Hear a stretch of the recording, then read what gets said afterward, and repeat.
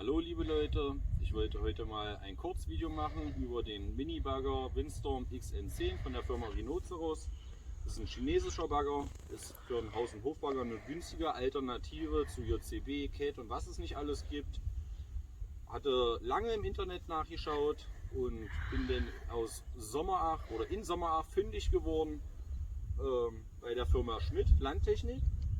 Also da, bei denen mache ich schon mal einen Daumen hoch, ja, auf jeden Fall. Die kriegen auch noch 5 Sterne von mir im Internet.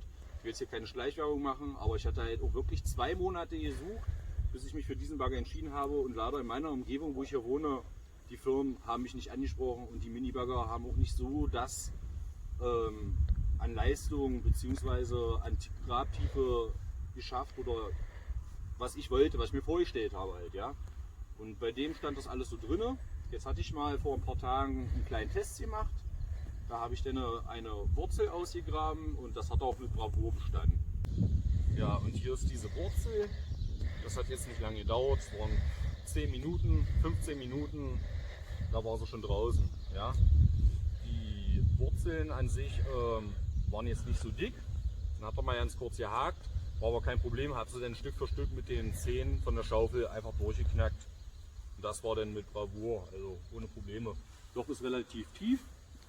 Und jetzt wollte ich mit euch mal einen etwas größeren Baumstamm ausgraben, damit ihr mal seht, was dieser Mini-Bagger alles so kann. So, ich würde sagen, dann fangen wir mal an. Da ist der Stamm und jetzt geht's los.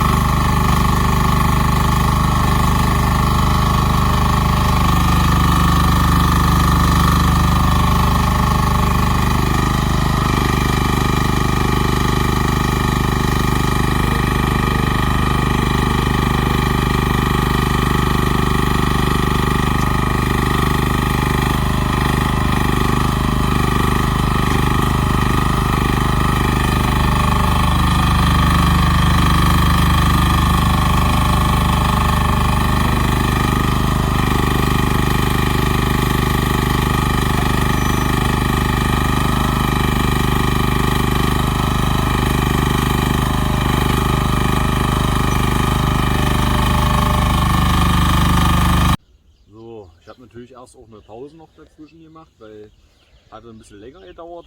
Bin jetzt ca. 30-40 Minuten dabei. Wie man sieht, sehr dicke Wurzeln, vor allem in Gida. Musste keine Säge nehmen, habe es geschafft mit den Zähnen, die vorne an der Schaufel dran sind, auch wieder die durchzuknacken.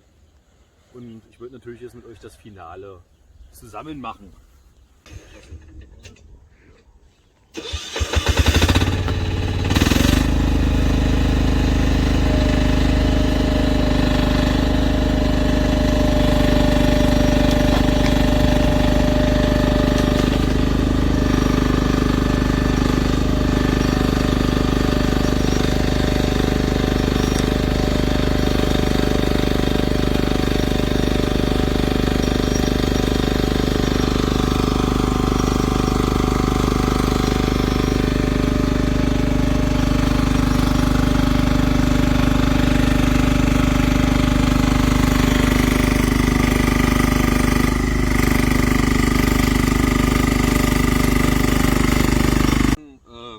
Ja, wie ihr seht, muss man natürlich auch vorsichtig sein. Der Bagger ist natürlich nicht der schwerste, der wiegt 850 Kilo, mit mir 90 Kilo.